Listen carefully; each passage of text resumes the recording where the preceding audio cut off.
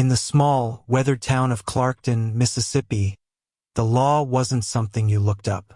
It was something you felt in your stomach the moment a certain cruiser turned onto your street. Sheriff Bobby S. Jarrett had held this county in a closed fist for 22 years, running unopposed in every election, not because the people trusted him, but because they had learned generation by generation what happened to those who didn't. He wore his badge the way some men wear a loaded weapon, not for protection but for permission. On a cold November morning, Jarrett made a calculation. He walked into May's Corner Diner, looked across the room, and chose a target. He chose based on age. He chose based on frailty. He chose based on the gray in the man's hair and the worn soles of his shoes. He did not check the last name. He did not know that the hands he was about to put in zip ties had spent 40 years shaping young minds, and had raised one in particular. A son who had since been shaped into something far beyond what Clarkton could imagine. This is not simply a story about corruption. It is a story about the specific, catastrophic cost of underestimating the wrong family. Because Peter Brown's son was not a concerned citizen about to file a complaint. He was a Navy SEAL Petty Officer First Class, currently stationed at Dam Neck, Virginia, and the moment his phone lit up, he was already deciding how long the drive would take. May's Corner Diner sat half a block from the Clarkton Pharmacy on Route 9, a squat brick building with fogged windows and a handwritten specials board that hadn't changed its breakfast prices since 2011. It smelled of chicory coffee, cured bacon, and the particular warmth of a kitchen that had been running since 5 in the morning. It was 9:20 a.m. on a Tuesday in November, and the breakfast crowd had already thinned to a scattered handful. 2 farmers at the counter, an older couple sharing a plate of biscuits near the window, and one man sitting quietly in the corner booth with a folded newspaper and a mug of black coffee. Peter Brown was 74 years old, and he looked every year of it in the way that a life of purpose tends to mark a man, not with bitterness but with weight. His hands were wide and careful, the kind that had written 1,000 comments in the margins of student essays, that had tied 1,000 neckties for school picture days, that had pressed gently on the shoulders of teenagers who needed to be told they were worth something. He had retired from Clarkton Elementary after 40 years in the 4th grade classroom, and there was not a corner of this county that didn't hold at least one adult who had once been his student. His white hair was close-cropped and neat. His plaid flannel shirt, blue and gray, was clean and pressed. He wore it over a gray undershirt, the collar soft from years of washing. He sat with his back straight, the newspaper folded to the sports section, nursing a coffee he had already paid for. He was waiting on the pharmacy across the street to open at 10. His knees had been bad since the summer, and the damp November air had made them worse. Gloria Watkins, who had been working the floor at May's for 11 years, came around with the pot and refilled his mug without being asked. She was a woman in her 40s with kind eyes and the efficient warmth of someone who had spent a decade learning exactly how people liked their coffee and when they needed someone to check on them. "You holding up, Mr. Brown?" she asked, setting the pot down on the edge of the table. Peter looked up with a slow smile, the kind that reached his eyes.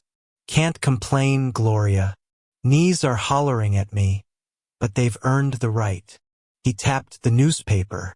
"See where the Bulldogs did last night?" Gloria laughed softly.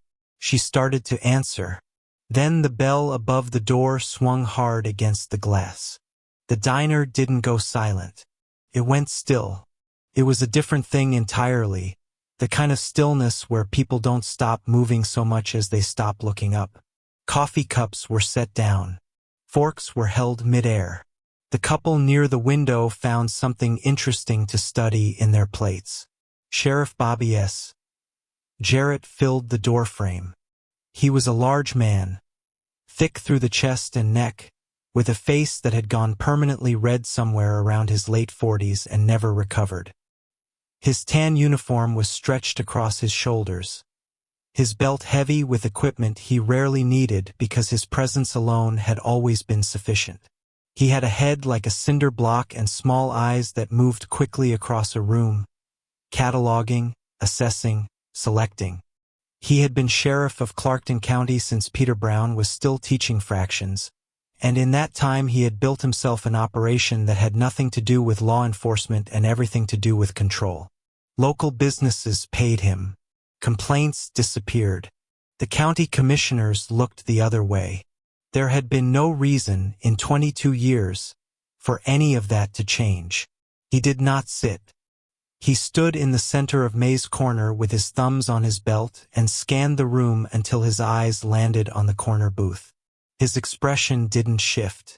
That was the thing about Jarrett, he didn't need to look angry. The anger was already ambient, already filling the room like pressure before a storm. "Gloria," he said, his voice carrying easily across the quiet diner. "You running a rest stop now? Some kind of senior program?" Gloria set the coffee pot down carefully on the nearest table. Her jaw was tight. "He's a paying customer, Sheriff. He's been here 10 minutes. Jarrett wasn't listening to her. He was already walking toward the corner booth, his boots heavy on the linoleum, slow and deliberate. Peter did not look up. He had been in this county long enough to know the geometry of this particular moment. He kept his eyes on the newspaper. He kept his hands still. He had been doing this his entire life, making himself small, making himself unreadable, giving men like Jarrett nothing to grab onto. It didn't help. "Brown." Jarrett stopped at the edge of the booth. He did not say Mr. "Pharmacy doesn't open for another 40 minutes. "That's right," Peter said, lowering the newspaper slowly. He met Jarrett's eyes with the quiet steadiness of a man who had spent 4 decades holding the attention of rooms full of children who didn't want to be held. "So I'm having my coffee while I wait. Paid for it and everything." "Loitering," Jarrett said flatly. "We've got an ordinance." Peter looked around the near-empty diner, then back. "Bobby." "Sheriff Jarrett." The correction landed like a slap. The diner went a degree quieter. Peter set the newspaper down folded, the way he always did, neat and unhurried.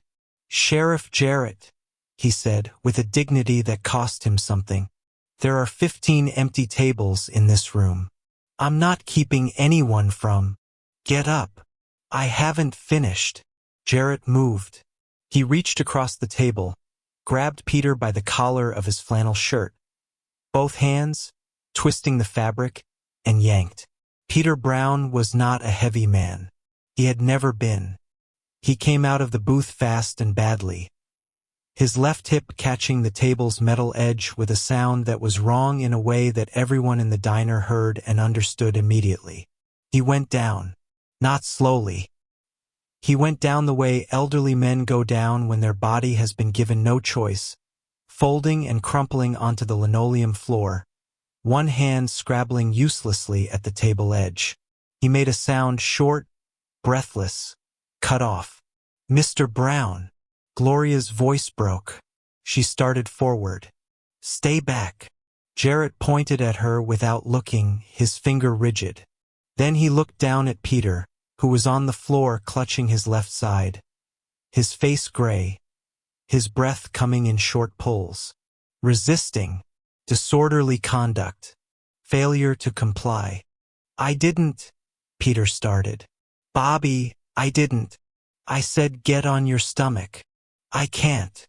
Peter's voice was thin. His hand was pressed against his ribs. "I think something's wrong. I think I'm hurt." "You're not hurt." Jarrett dropped one knee into Peter's back. The sound of the air leaving Peter's lungs was something the people in that diner would not forget. He went completely still under the weight. Jarrett wrenched his arms back and zip-tied his wrists. Not handcuffs. Plastic zip ties, pulled tight and ratcheted tighter. He leaned down close to Peter's ear, his voice dropping low enough that only Peter could hear it. "Your boy moved away. Your wife is gone. You're nobody in this county, Peter. You understand me? Nobody. He hauled Peter upright by the ties. Peter screamed. High and short, the sound of genuine injury, and his legs immediately buckled. He could not put weight on his left side. Jarrett didn't adjust. He dragged him toward the door, Peter's shoes scraping across the floor, the old man's face twisted and wet. Gloria was behind the counter before the door even closed, her phone already in her hand, shaking so hard she fumbled it onto the mat and had to scoop it back up. She didn't call 911. She had lived in Clarkton long enough to know what 911 looked like in this county. She hit the camera icon and held the phone up through the front window, catching Jarrett loading Peter Brown into the back of his cruiser. Not lifting him, not supporting him, but loading him, head catching the door frame, body folded in. The cruiser door slammed. The engine turned. And May's Corner Diner stood in a silence so complete that the dripping of the coffee maker sounded loud. Gloria lowered her phone. The footage was 12 seconds long. Shaky, but clear. She looked at it for a moment. Then she opened her contacts and scrolled to a number she had saved 3 years ago, when Peter had pressed a folded piece of paper across the counter and said, quietly, "If anything ever happens to me, Gloria, anything that feels wrong, you call this number before you call anyone else. That's my boy. He'll know what to do." She had thought it was the kind of thing old men said, the kind of caution born from too much news and too much history. She hit call. Petty Officer First Class Stephen Brown did not get rattled. It was not a personality trait. It was a trained physiological response, drilled into him across years of BUD/S, cold water, sleep deprivation, and live-fire scenarios that most people would not survive the description of. He had been in situations that required him to make decisions in the dark, underwater, behind enemy lines, with incomplete information and no margin. He had learned to convert panic into calculation the way an engine converts fuel into motion. Automatically, cleanly, without drama. He was in a post-exercise debrief at Dam Neck when his personal phone buzzed in his cargo pocket. Unknown number. Mississippi area code. He excused himself, stepped into the hallway, and answered. "Is this Stephen?" A woman's voice, trembling and careful. "Who's calling?" "My name is Gloria Watkins. I work at May's Corner in Clarkton. Your daddy told me to call you if anything ever happened." "Stephen." Her voice broke on his name. "It happened." 3 seconds of silence. In those 3 seconds, Stephen Brown calculated flight times, driving distances, the location of the nearest federal field office, and the name of the one FBI contact he trusted enough to call without going through channels. "Is he alive?" "Yes. They took him in a cruiser and then an ambulance came. He's at Clarkton General." "Stephen, the sheriff hurt him bad. I have video. Don't send it to anyone. Don't post it. Lock your phone and don't let it out of your sight. If anyone asks, you don't have it." His voice was level, precise. "What's your address, Gloria?" "Your home address." She told him. "I'll be there before morning. Keep the door locked." He paused. "You did the right thing calling. Thank you." He hung up and walked directly into his commanding officer's office. "Sir." He stopped in front of the desk. Chief Warrant Officer Daniels looked up. He read Stephen's face the way experienced officers read faces, not for emotion, but for temperature. Stephen's temperature was somewhere between absolute zero and the moment before detonation. "Family emergency," Stephen said. "My father has been assaulted by law enforcement. He's hospitalized in Mississippi. I need emergency leave." Daniels looked at him for 1 full second. "How long?" 72 hours minimum. "You need anything from this office?" "Not yet." He said it like yet was a specific word with a specific meaning. Daniels nodded once. "Go." 7 hours later, a dark rented expedition came off the highway and rolled into Clarkton, Mississippi under a low, clouded November sky. The streetlights threw a yellow cast over empty storefronts and wet asphalt. The town looked, from the outside, exactly like what it was. A place that had been held still for too long, like a clock someone had stopped and forgotten to restart. Stephen Brown pulled into the parking lot of Clarkton General Hospital at 11:40 p.m. He stepped out of the vehicle. He was wearing dark cargo pants, a black long-sleeve thermal, and a tactical plate carrier over it, the same one visible in the image that had already spread through 3 of his teammates' phones within an hour of Gloria's call. He was broad through the shoulders and still, with the particular stillness of someone whose body is always positioned between a threat and something worth protecting. He moved across the parking lot with a smooth, economical stride that drew the attention of a nurse stepping out for a break, who watched him cross the lot and then watched the doors close behind him and stood there for a moment not entirely sure what she had just seen. "Room for Peter Brown," he said at the reception desk. "Not a question. Sir, visiting hours. Room number." The nurse blinked. Something in his voice was not loud, not threatening, but entirely unwilling to negotiate. 214, she said. "But there's an officer." He was already moving. Room 214 had a deputy outside it, young, early 30s, sitting in a plastic chair with his phone face up on his knee. He stood when he heard the boots in the hallway. He was a head shorter than Stephen and 30 pounds lighter, and the moment Stephen stopped in front of him, something in the deputy's posture shifted involuntarily, the way a smaller animal shifts when it encounters something that isn't afraid of it. "Can't let you in," the deputy said.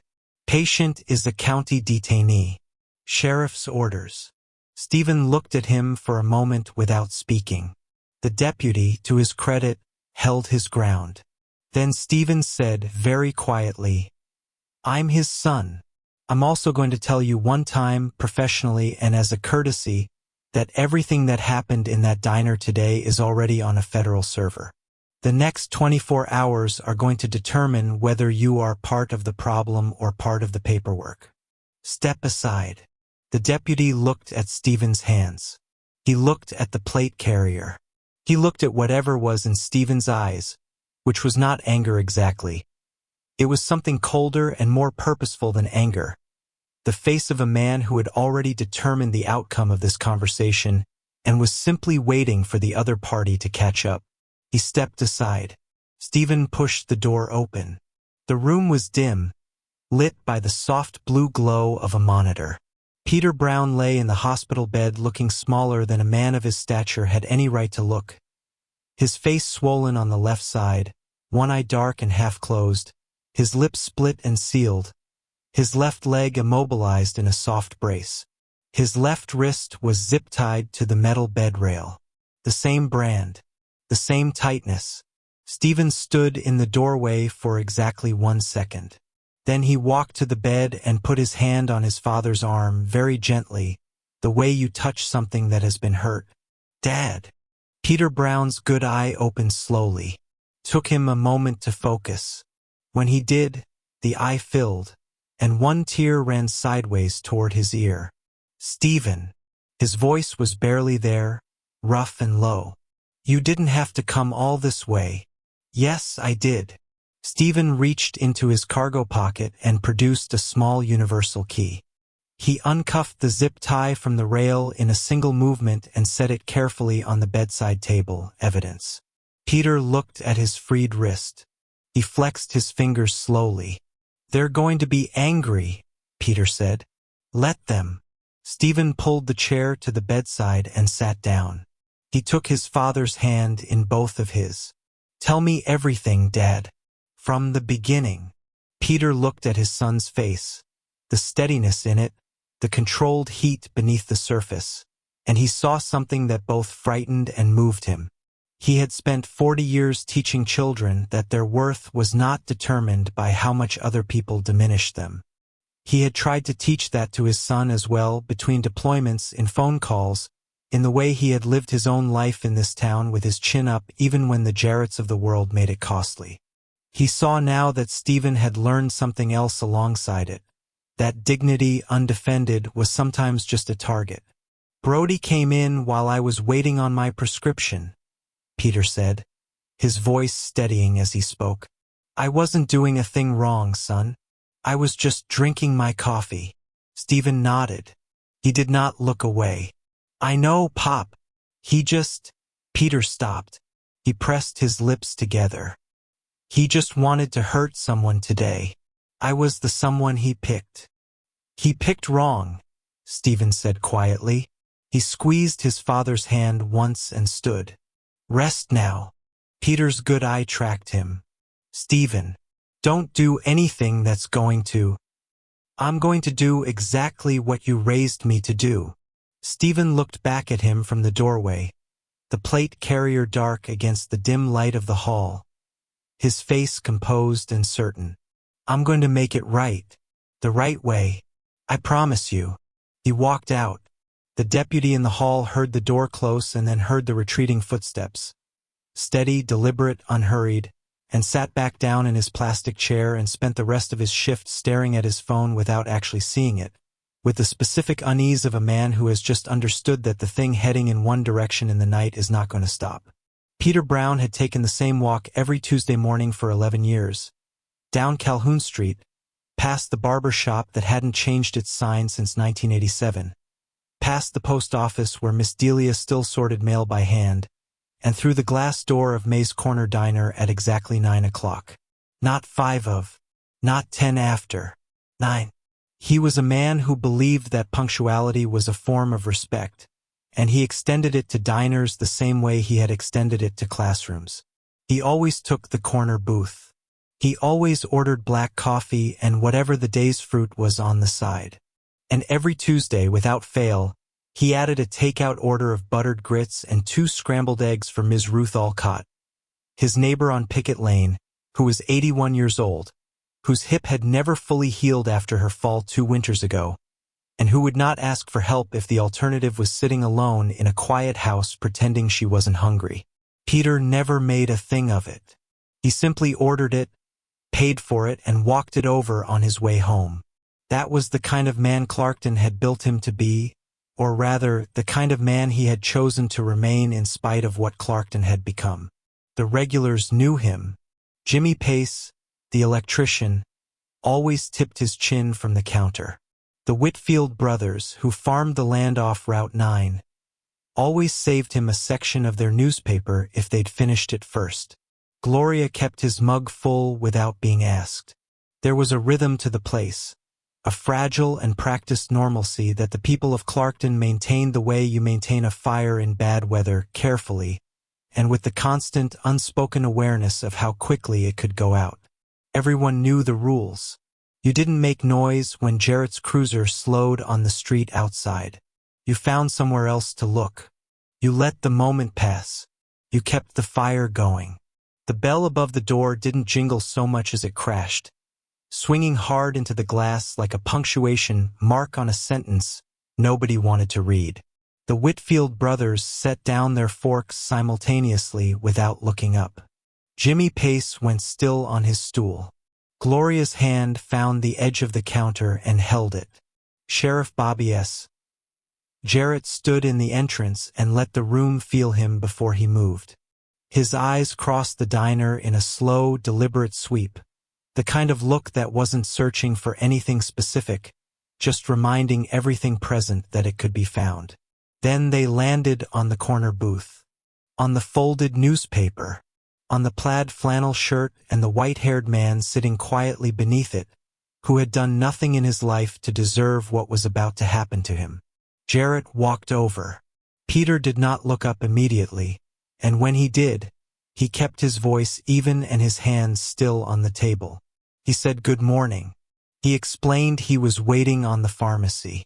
He used the word sheriff the way a man uses a word he finds distasteful but chooses anyway out of the discipline of civility. It didn't matter. None of it mattered.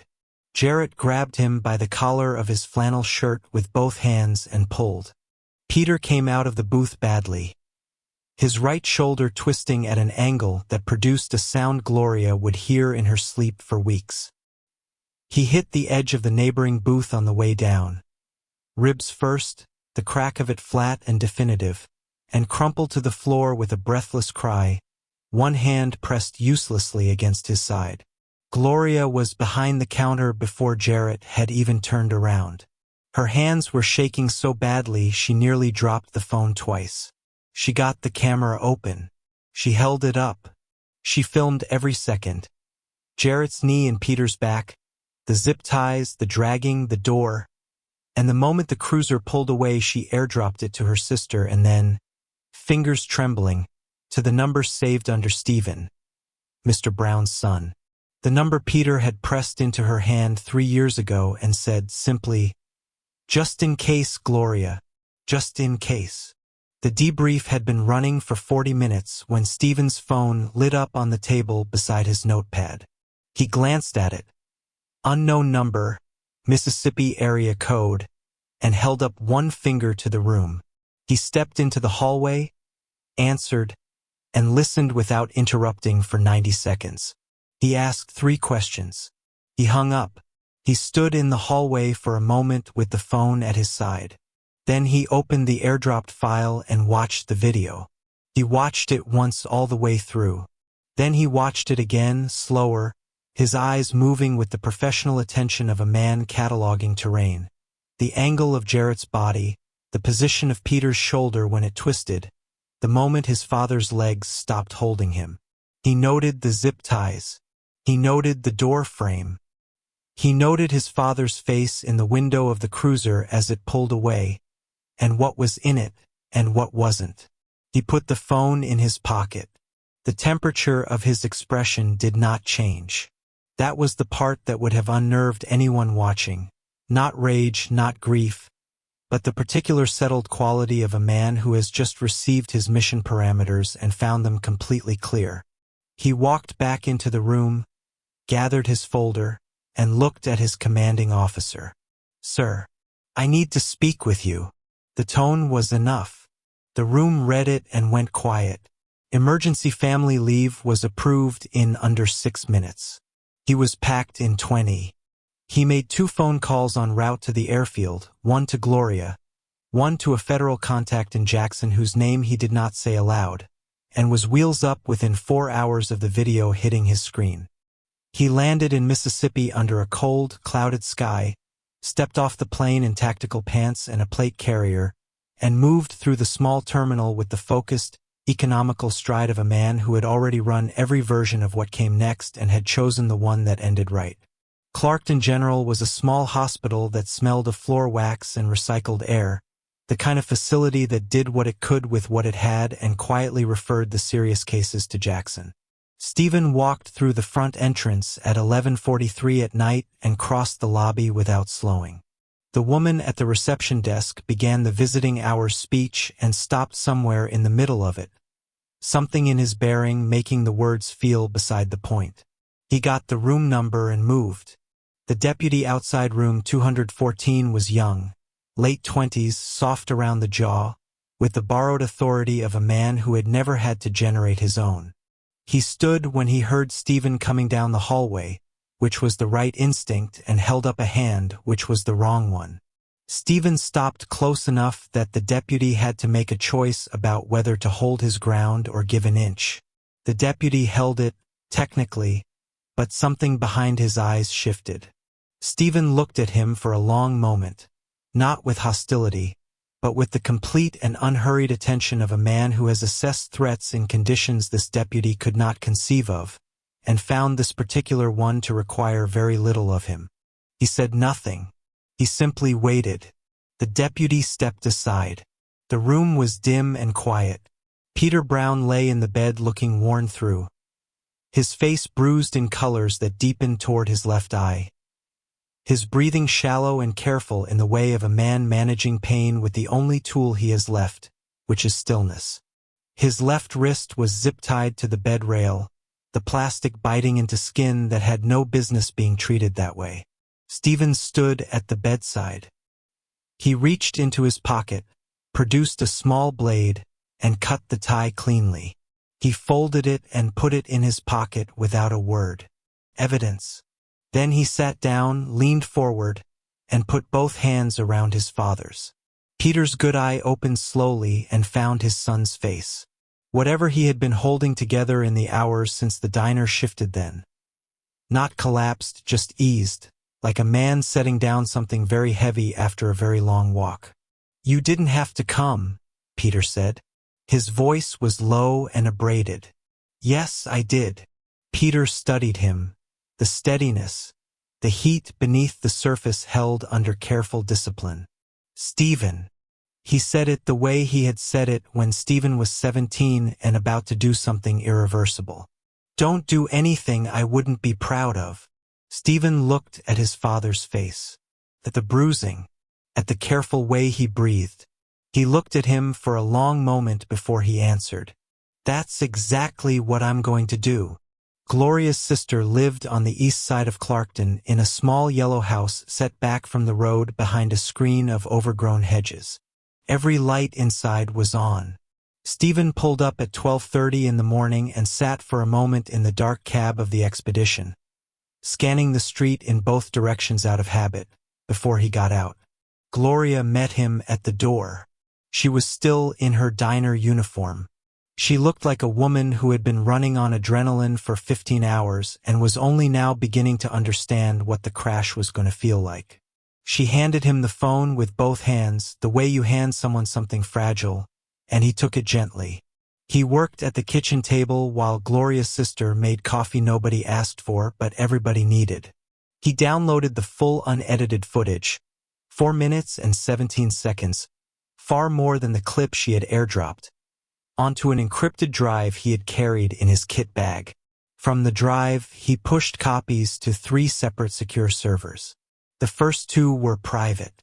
The third went directly to Special Agent Dana Reyes at the FBI field office in Jackson, accompanied by a message that was 2 sentences long and contained no unnecessary words. Reyes had been waiting for it. 3 years ago, during a joint operation off the coast that neither of them would ever discuss publicly, Stephen had made a decision that kept Reyes alive and off the front page of a very bad story. The debt between them was the kind that didn't require reminding. When the uploads confirmed, Stephen looked at the footage counter one more time. Then he opened his contacts, found Jarrett's department number, and typed a single text from a number Jarrett had never seen before.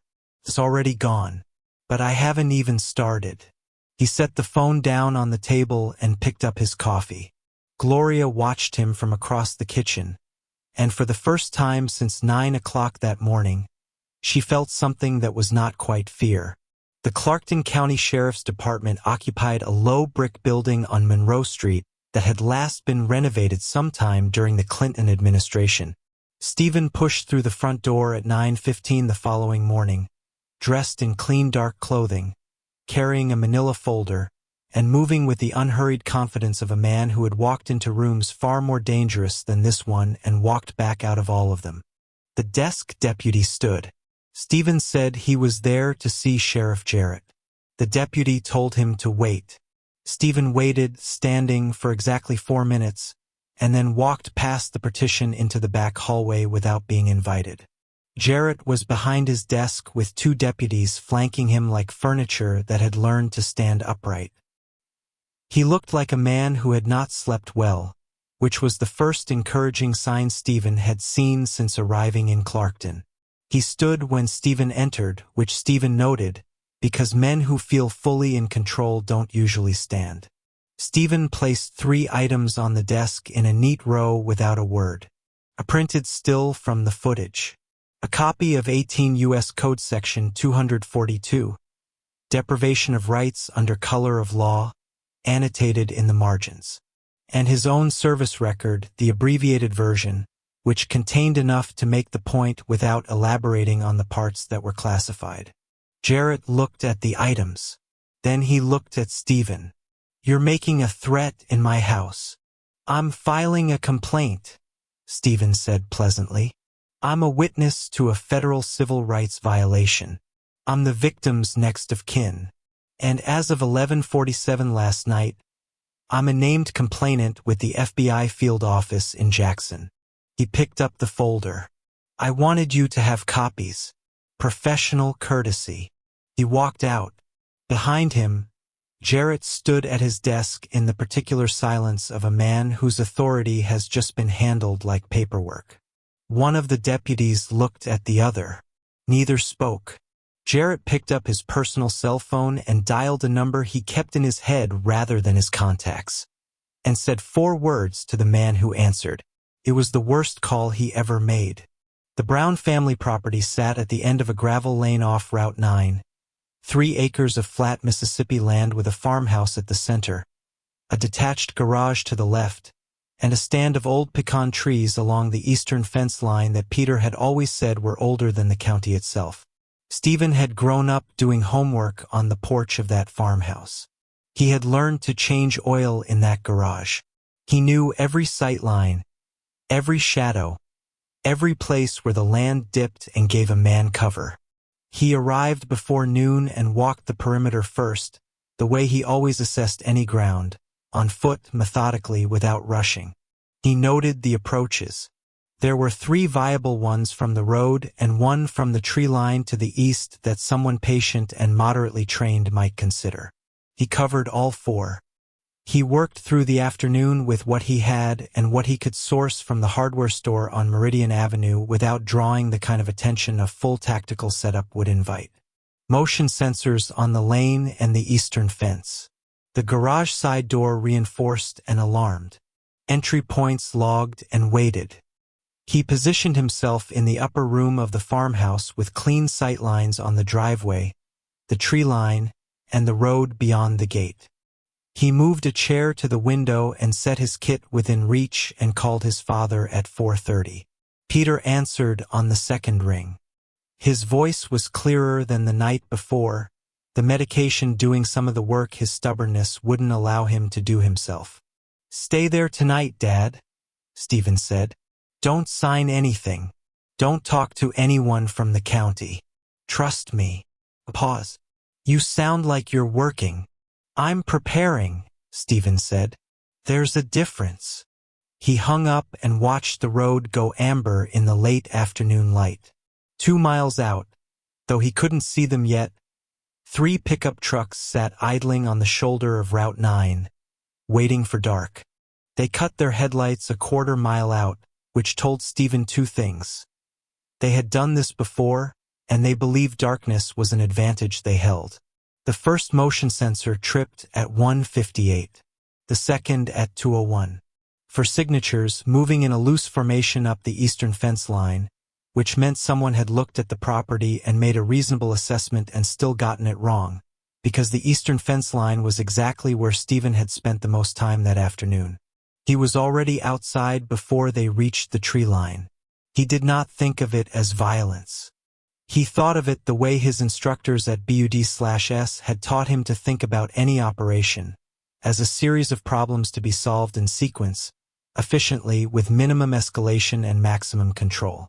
The first man went down without sound. The second turned at the wrong moment and toward the wrong direction. The third and fourth were together, which people often believe is a protection and is frequently the opposite.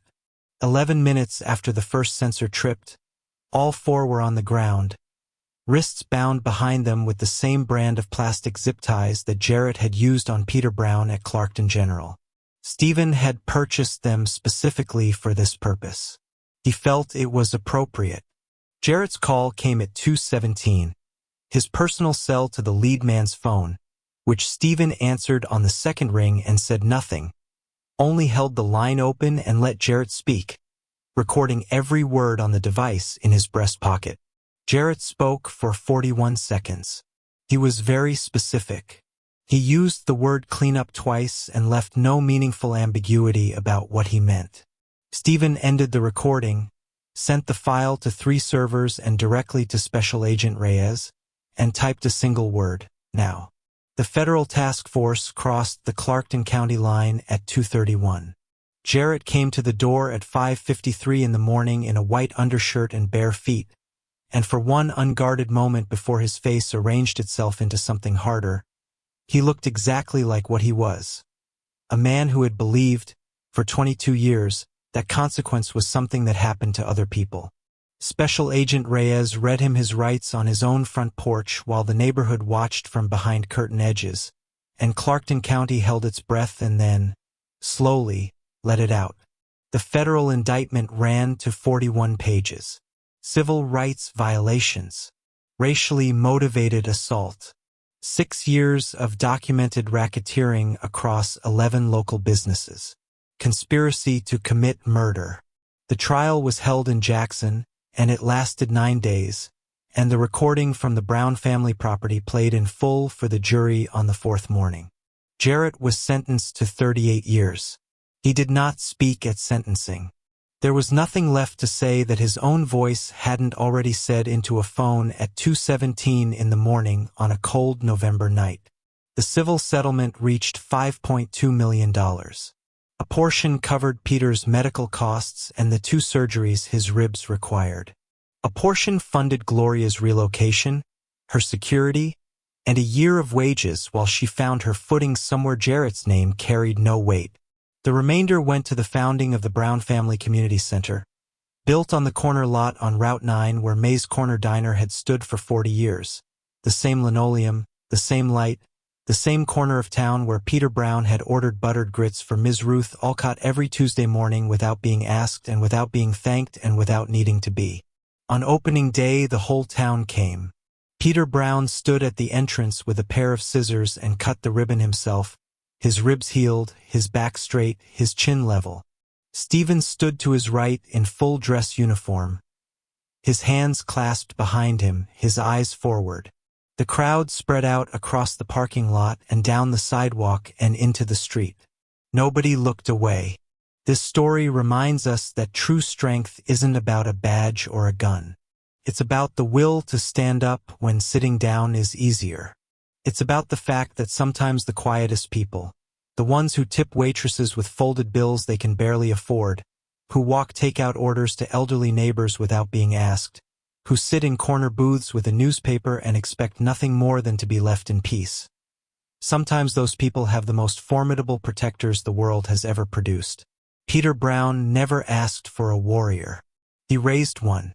And Bobby S. Jarrett, in all his 22 years of unchecked authority, never once thought to ask who was standing behind the man he chose to humiliate. That question cost him everything. So let me ask you something before you go. If you were in Stephen's position, if that video landed on your phone and it was your father on that floor, what would you have done? Would you have trusted the system the way Stephen ultimately chose to?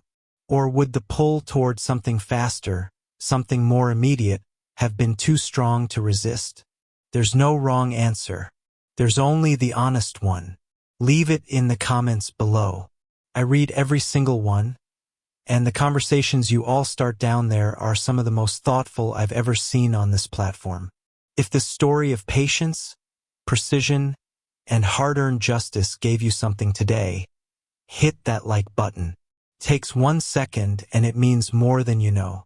Subscribe and ring the bell so you never miss a story about what happens when the arrogant finally meet the consequence they've been borrowing against for years. Thanks for watching. Stay safe out there, and look out for each other.